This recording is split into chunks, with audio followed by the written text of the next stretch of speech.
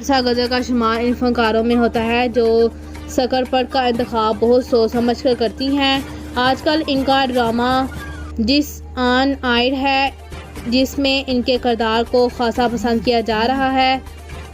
عرصہ غزل نے اپنے اس کردار کے حوالے سے اردو نیوز سے خصوصی گفتگو کی ہے۔ وہ کہتی ہیں کہ یہ دو پڑھے لکھے مہذب لوگوں کی کہانی ہے۔ بیوی کو کوئی اور پسند آیا تو اس نے اپنے شوہر سے کہا کہ اب میں تمہارے ساتھ رہوں تو منافقت ہوگی، لہذا شوہر نے بیوی کو عزت سے چھوڑ دیا، نہ کوئی الزام لگایا، نہ یہ کہا کہ اس کا کردار ٹھیک نہیں۔ ڈرامے میں ایک عورت کو ایسا بولڈ فیصلہ کرتے ہوئے دکھایا گیا ہے کہ لیکن معاشرے میں اگر کوئی عورت ایسا کرنے کا سوچے بھی تو اس پر انگلیاں اٹھنے لگتی ہیں۔ اس حوالے سے عرصہ غزل نے کہا کہ ہر انسان چاہے وہ مرد ہو یا عورت، اس کا یہ حق حاصل ہے کہ وہ اپنی مرضی کے مطابق فیصلے کرے۔ میں عورت کے اس حق کو تسلیم کرتی ہوں۔ عرصہ کہتی ہے کہ عورت اگر اپنی مرضی کے مطابق کوئی فیصلہ کر لے تو طوفان کھڑا ہو جاتا ہے، جبکہ مرد 4 شادیاں کرے یا 10 افیئرز چلائے، اس کے ایسے عمل کو بہت بڑی نگاہ سے نہیں دیکھا جاتا۔ عرصہ غزل سمجھتی ہیں کہ طلاق کو ہم نے ٹیبو بنا ہوا ہے۔ ماں باپ کی علیحدگی کی وجہ سے بچے پریشان ہو جاتے ہیں، ٹھیک بات ہے، لیکن اس سے بھی زیادہ اس وقت پریشان ہوتے ہیں جب وہ دیکھتے ہیں کہ ساری زندگی ان کے ماں باپ آپس میں لڑتے رہے۔ نے دورہ نیدرلینڈز اور T20 ایشیا کپ کے لیے قومی ٹیم کے اسکواڈ کا اعلان کر دیا۔ فاسٹ بالر حسن علی کی جگہ نسیم شاہ کو قومی ون ڈے اور T20 انٹرنیشنل اسکواڈ کا حصہ بنایا گیا ہے۔ PCB کے مطابق ICC men's cricket world cup super league میں شامل نیدرلینڈز کے خلاف 3 میچز کے لیے 16 کھلاڑیوں کا انتخاب کیا گیا ہے، جبکہ T20 ایشیا کپ کے لیے 15 کھلاڑیوں کو اسکواڈ میں شامل کیا گیا ہے۔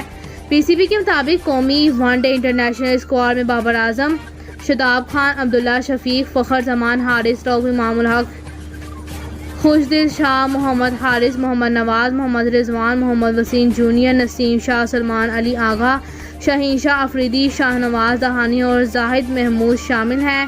قومی T20 انٹرنیشنل اسکواڈ میں بابر اعظم، شاداب خان، آصف علی، فخر زمان، حیدر علی، حارث رؤف، افتخار احمد، خوشدل شاہ، محمد نواز، محمد رضوان، محمد وسیم جونیئر، نسیم شاہ، شاہین شاہ افریدی، شاہ نواز دہانی اور عثمان قادر شامل ہیں۔ فاسٹ بالر حسن علی کی جگہ نسیم شاہ کو قومی ون ڈے اور T20 انٹرنیشنل اسکواڈ کا حصہ بنایا گیا ہے۔ سلمان علی آغا کی قومی ون ڈے انٹرنیشنل اسکواڈ میں واپسی ہوئی ہے۔ امریکہ کی ریاست نیو میکسیکو میں جمعے اور سینیچر کی درمیانی رات چوتھے مسلمان شخص کے قتل کے بعد پولیس نے خدشہ ظاہر کیا ہے کہ اس کا تعلق گارڈ لگا کر کی جانے والی پچھلی 3 وارداتوں سے ہو سکتا ہے۔ امریکی خبر رساں ادارے ایسوسی ایٹڈ پریس کے مطابق قتل کیے جانے والے مسلمان شخص کا تعلق جنوب ایشیائی ملک سے ہے اور ان کی عمر 25-26 سال کے قریب بتائی گئی ہے۔ پولیس کی جانب سے اس شخص کا نام ظاہر نہیں کیا گیا ہے کیونکہ ابھی تک شناخت نہیں ہو سکی ہے۔ نیو میکسیکو کے شہر البوکرکے میں 9 ماہ کے دوران مختلف واقعات میں 4 مسلمانوں کو قتل کیا جا چکا ہے۔ پولیس حکام کے مطابق فائرنگ کی اطلاع ملنے پر جب اہلکار موقع پر پہنچے تو اس شخص کی تلاش ملی تھی۔ رواں ہفتے کے آغاز میں مقامی سراغ رسانوں اور پولیس نے تصدیق کی تھی کہ حکام الگ الگ ہونے والی وارداتوں میں تعلق تلاش کرنے کی کوشش کر رہے ہیں۔ پچھلے ہفتے 2 مختلف فائرنگ کے 2 واقعات میں 27 سالہ محمد افضال حسین اور 41 سالہ آفتاب حسین کو قتل کر دیا گیا تھا۔ دونوں کا تعلق پاکستان سے تھا اور ایک ہی مسجد میں عبادت کے لیے جایا کرتے تھے۔ یکسوئی کامن ویلتھ گیمز میں گولڈ میڈل نہ جیت پانے پر دل برداشتہ خاتون ریسلر کا حوصلہ بڑھاتے وزیر اعظم نریندر مودی نے کہا کہ آپ کے میڈل پر جشن بنتا ہے، معذرت نہیں۔ انڈین اخبار ہندوستان ٹائمز کے مطابق انڈیا کی جانب سے پوجا گہلوٹ نے 50 kg کے کیٹیگری کے مقابلوں میں حصہ لیا تھا، تاہم وہ سونے کا تمغہ حاصل کرنے میں ناکام رہے۔ پوجا گہلوٹ نے اپنے ملک سے تعلق رکھنے والوں سے معذرت کی تھی کہ اس کی وجہ سے ایونٹ میں انڈیا کا قومی ترانہ نہیں گونج سکا، اپنے والد کے تعاون سے خود ہی اپنی ٹریننگ کا بندوبست کیا۔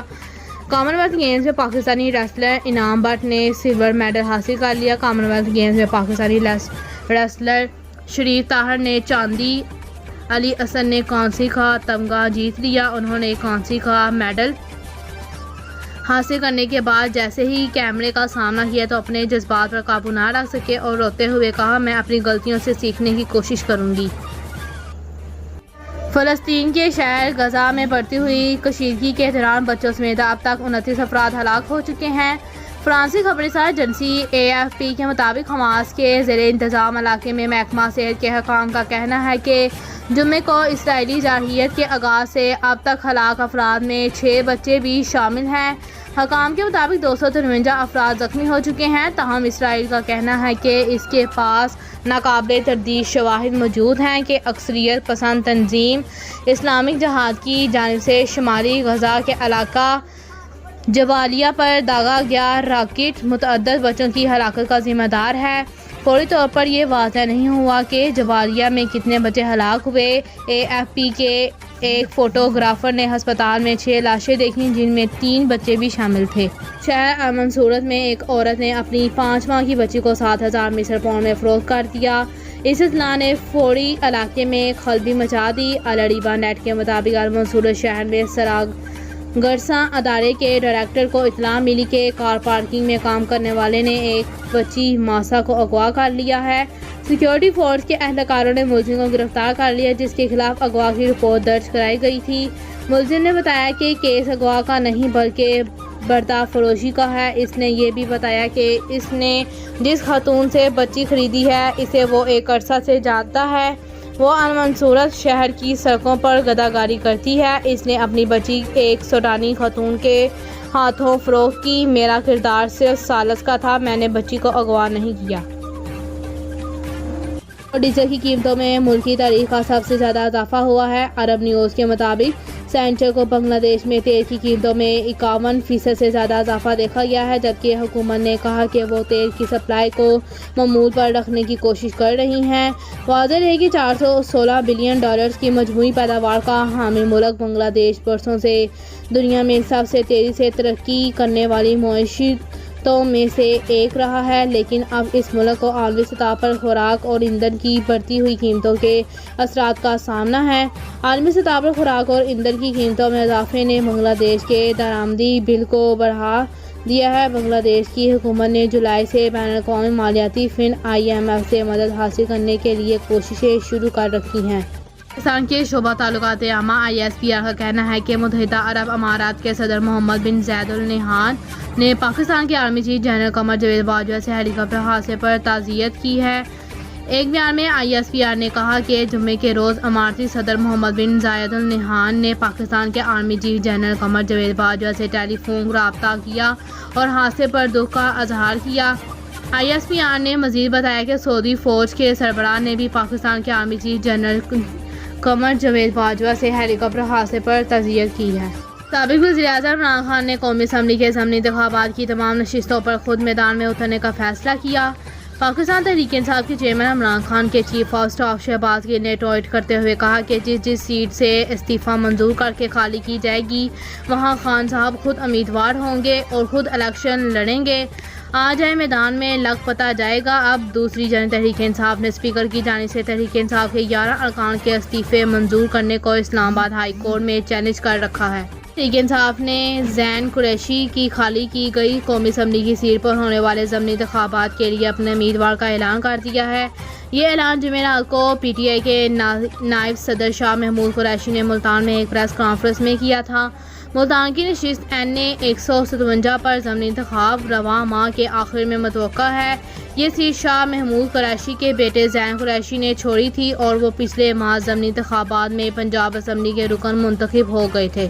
برطانیہ کے دوسرے بڑے شہر برمنگھم میں جاری دولوں مشترکہ کھیلوں میں پاکستان کی خواتین کرکٹ ٹیم کی بڑی کارکردگی کے بعد ٹیم کو مسلسل تنقید کا سامنا ہے۔